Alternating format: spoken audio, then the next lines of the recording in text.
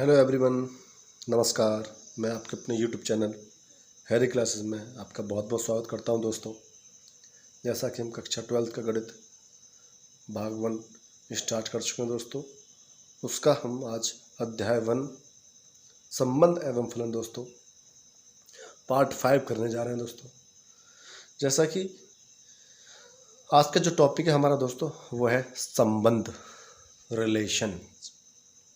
दोस्तों, संबंध को समझने से पहले मैंने आपको बहुत कुछ बेसिक बातों को बताया है जो हमने पिछली वीडियोज़ अपलोड की हैं। उनमें इसी बात का जिक्र हुआ है कि संबंध में किन किन बातों का महत्वपूर्ण योगदान रहता है दोस्तों। उन्हीं बातों को हमने सिर्फ यहाँ पे डिस्कस किया था दोस्तों पिछले वीडियो में। दोस्तों, यहाँ पे मैंने ये एक एग्जाम्पल इसलिए लिया है ताकि आप संबंध की डेफिनेशन को बहुत ही अच्छी तरह से जान सको दोस्तों। क्लियर? जैसा कि मैं आपको बता दूं कि यहाँ पे आपको प्रश्न में क्या दिया है दोस्तों कि माना यदि समुच्चय A बराबर 1 2 3 4 और समुच्चय B बराबर 5 6 7 8। तो दोस्तों सबसे पहले हमें इसका यहाँ पे निकालना है कार्तीय गुणनफल A क्रॉस B। दोस्तों हमें यहाँ पे सबसे पहले ज्ञात करना है। तो मैं पिछली वीडियो में आपको कार्तीय गुणनफल निकालना बता चुका हूँ दोस्तों। तो देखो दोस्तों किस तरह से हम इसका कार्तीय गुणनफल निकालते हैं, एक बार फिर से देख लेते हैं दोस्तों। सबसे पहले हमें यहाँ पे ये देखना है कि हमने सबसे पहले किस समुच्चय को लिया है, A को, उसके बाद किसको लिया है, B को। तो जब हम यहाँ पे कार्तीय गुणनफल ज्ञात करेंगे दोस्तों, तो सबसे पहले हम समुच्चय A के अवयवों को लेंगे साथ में। जो प्रथम अवयव होगा दोस्तों हमारा वो समुच्चय A का होगा। ठीक है, जो समुच्चय पहले लिखा जाएगा दोस्तों उसी समुच्चय के अवयवों को हम पहले लिखेंगे। अब इनको कैसे ज्ञात करते हैं कार्तीय गुणनफल को, कि ये जो 1 है, आप इस 1 की जो आपको गुणा करनी है वो 5 6 7 8 सबके साथ करनी है दोस्तों। आप सोच रहे हैं दोस्तों गुणा का मतलब दोस्तों ये नहीं है कि आप 5 1 पंजे 5 करो दोस्तों। गुणा का मतलब है आपको क्रमित युग्म बनाने यहाँ पे। और क्रमित युग्म किस तरह से बनाने, तो उन क्रमित युग्मों में जो पहला अवयव होगा वो समुच्चय A से होना चाहिए और दूसरा अवयव समुच्चय B से होना चाहिए। तो देखो कैसे, 1 के साथ हम सबसे पहले 5 को लिखेंगे। तो 1 5, ठीक है दोस्तों। 1 6 1 7 1 8। क्लियर दोस्तों? तो दोस्तों क्या होगा, अब 2 को हम 5 के साथ लिखेंगे। 2 5 2 6 2 7 2 8। क्लियर दोस्तों? इसी तरह से 3 को लेकर बात करेंगे हम। तो 3 5 3 6 3 7 3 8। इसी तरह से 4 को लेकर 4 5 4 6 4 7 और 4 8 और यहाँ पे लानी मंझला कोष्ठक। तो दोस्तों इसी तरह से हमने पिछली वीडियो में कार्तीय गुणनफल को ज्ञात करना सीखा था। अब दोस्तों अब मैं आपको एक रिलेशन देता हूं दोस्तों, रिलेशन यानी कि संबंध देता हूं मैं आपको एक। और संबंध में आपको दोस्तों गुण विधि में देता हूं। गुण विधि पढ़ाई थी मैंने, आपको पता होगा, मतलब समुच्चय निर्माण विधि। दोस्तों मैंने रिलेशन आपको दे दिया यहाँ पे कि R = ए कॉमा बी, ए कॉमा बी, ये क्या बन गया हमारा? मैंने आपको समुच्चय निर्माण विधि बताई थी। ये एक यहाँ पे क्रमित युग्म है और हमें ऐसे क्रमित युग्म छांटने हैं सच दैट जो इस प्रकार हो कि ए एवं बी दोनों सम हो। दोनों क्या हो दोस्तों? सम हो। दोनों क्या हो? सम है। क्लियर? तो दोस्तों आप इस रिलेशन को थोड़ा ध्यान से देखिए। रिलेशन क्या है कि ए कॉमा बी ऐसे जोड़े, ऐसे युग्म यहां से निकालने हैं आपको इस कार्तीय गुणनफल में से जो ए एवं बी दोनों सम है। दोस्तों ए का अर्थ यहां पे ये है कि ए यहां पे एक अवयव है जो समुच्चय ए के अवयव को प्रदर्शित कर रहा है और समुच्चय बी एक अवयव है जो समुच्चय बी के अवयवों को व्यक्त कर रहा है। तो दोस्तों आप खुद यहां से देखिए और इस समुच्चय निर्माण विधि में जो हमको रिलेशन दे रखा है आप उस रिलेशन को दोस्तों रोस्टर विधि में लिख दीजिए।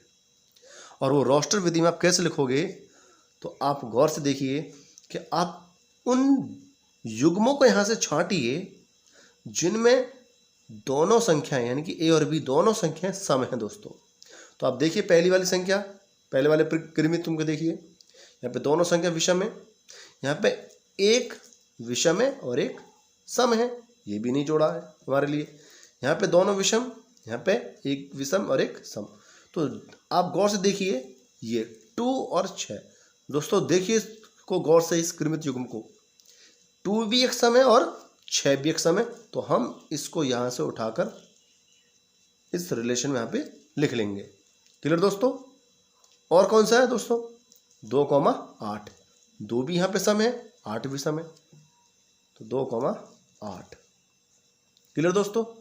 उसके बाद 3,5 नहीं है, 3,6 नहीं, क्योंकि 3 यहाँ पे विषम है, 6 सम है, 3,8 भी नहीं, 3,7 भी नहीं, 3,8, 4,5 भी नहीं, 4,6 है दोस्तों, 4 भी सम 6 भी सम, तो 4,6।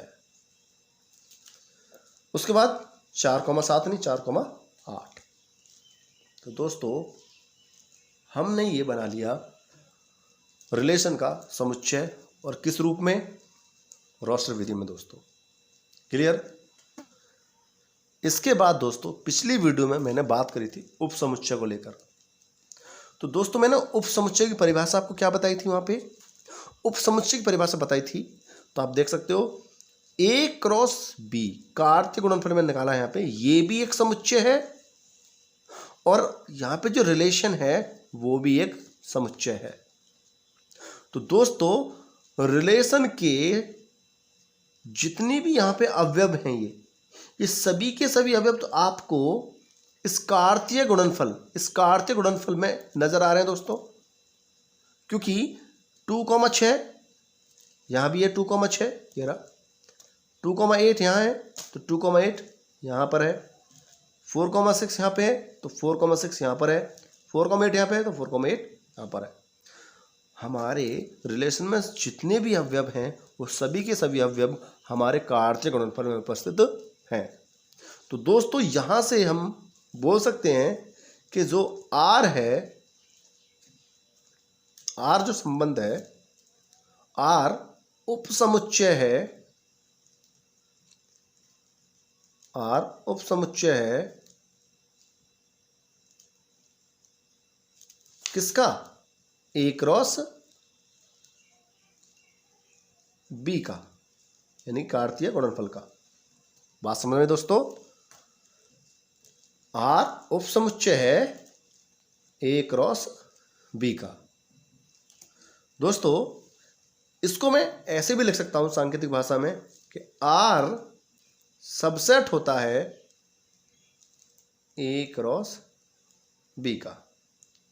तो दोस्तों आपको यहीं से संबंध की परिभाषा तैयार करनी है, और वो संबंध की परिभाषा क्या है दोस्तों, तो उसको देखते हैं। दोस्तों, जैसा कि अभी हमने ऊपर एक एग्जाम्पल लिया था और उसकी मदद से संबंध को समझा था, तो दोस्तों मैंने यहाँ पे परिभाषा लिख दी, उसकी डेफिनेशन लिख दी है संबंध की, कि समुच्चय ए से समुच्चय बी में कोई संबंध आर ए क्रॉस बी का उपसमुच्चय होता है। दोस्तों, बात आपको समझ में आ गई होगी कि संबंध क्या होता है। संबंध कुछ भी नहीं है, आप सिर्फ एक छोटे से शब्दों में इसकी डेफिनेशन को याद रखो। दोस्तों, संबंध कार्तीय गुणनफल का उपसमुच्चय होता है, बस। क्लियर दोस्तों? संबंध आपको अच्छी तरह समझ में आ गया होगा। और यहाँ पे आपको कुछ और महत्वपूर्ण बातें समझा दूं दोस्तों मैं, जैसे कुछ मैं नोट करके लिख देता हूं। दोस्तों, मान के चलिए कि मैं आपसे बोलता हूं कि 2,6 हमारा रिलेशन में उपस्थित है। दोस्तों, यहाँ पे 2,6 जो है हमारा जो अवयव है, इस रिलेशन का जो अवयव है 2,6 वो रिलेशन में है, हमारे संबंध में है, संबंध आर में है। तो हम इसको क्या लिख सकते हैं? हम लिख सकते हैं कि 2,6 बिलोंग्स टू आर। इसका अर्थ क्या दोस्तों? कि 2,6 जो अवयव है वो आर में उपस्थित है। और दोस्तों, हम इसको दूसरे शब्दों में भी लिख सकते हैं, दूसरे तरीके से भी लिख सकते हैं। हम इसको लिख सकते हैं 2 रिलेशन 6, यानी 2R6। मेरी बात समझ में आ रही है दोस्तों? इसका अर्थ क्या है दोस्तों? कि यहाँ पे जो 2 है वो 6 से संबंध R द्वारा संबंध है। क्लियर दोस्तों? यहां पे जो 2 है वो 6 से क्या है? संबंध R द्वारा संबंधित है। ठीक है दोस्तों? उसके बाद दोस्तों एक बात और मैं आपको समझाता हूं कि मान के चलिए, यहां से मैं एक चीज और आपको समझाता हूं कि मैं आपसे बोल दूं कि 5,3 बिलोंग्स टू आर। गौर से देखिए दोस्तों, 5,3 बिलोंग्स टू आर। क्या ये बात सच है दोस्तों? तो इस बात को समझने के लिए आप ऊपर आइए, देखिए गौर से कि क्या इस रिलेशन आर में कोई ऐसा अवयव है जो इस रूप में हो, 5,3 हो। देखिए गौर से दोस्तों, तो आप बोलोगे कोई भी नहीं है। तो इसका मतलब 5,3 रिलेशन आर का अवयव ही नहीं है, तो हम इसको लिखेंगे नॉट बिलोंग्स टू। दोस्तों, क्लियर? क्या लिखेंगे दोस्तों? इसको नॉट बिलोंग्स टू, अर्थात 5 आर नॉट 3। क्लियर? तो दोस्तों, आपको संबंध के बारे में बहुत कुछ समझ में आ गया होगा दोस्तों। और जब हम इसके समुच्चय के कितने प्रकार होते हैं, जब इस बात को हम पढ़ेंगे दोस्तों, तो और ये बात तुम्हें बहुत ही अच्छी तरह से समझ में आ जाएगी। दोस्तों, अब पढ़ने वाले हैं हम संबंधों के प्रकार, टाइप्स ऑफ रिलेशंस। तो दोस्तों, संबंधों के प्रकार पढ़ने से पहले हम जानेंगे कि संबंध को हम 2 भाग में पढ़ेंगे। और वो 2 भाग में हम कैसे पढ़ेंगे?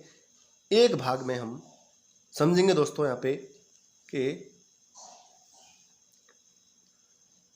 रिक्त संबंध क्या होता है दोस्तों, और सार्वत्रिक संबंध क्या होता है दोस्तों। जैसे हम रिक्त संबंध को क्या बोलते हैं?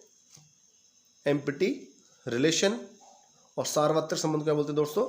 Universal relation. और दूसरी तरफ पढ़ेंगे दोस्तों हम यहाँ पे, आपको दिखाई दे रहा होगा, स्वतुल्य संबंध जिसे हम रिफ्लेक्सिव रिलेशन बोलते हैं, सममित संबंध जिसे हम सिमेट्रिक रिलेशन बोलते हैं, संक्रामक संबंध जिसे हम ट्रांजिटिव रिलेशन बोलते हैं, तुल्यता संबंध जिसे हम इक्विवेलेंस रिलेशन बोलते हैं दोस्तों, तत्समक संबंध जिसे हम आइडेंटिटी रिलेशन बोलते हैं दोस्तों, प्रतिसम्मित रिलेशन संबंध किसे बोलते हैं, एंटी सिमेट्रिक रिलेशन दोस्तों। क्लियर? तो इनको डिटेल से हम पढ़ेंगे दोस्तों। तब तक के लिए नमस्कार, धन्यवाद, जय हिंद।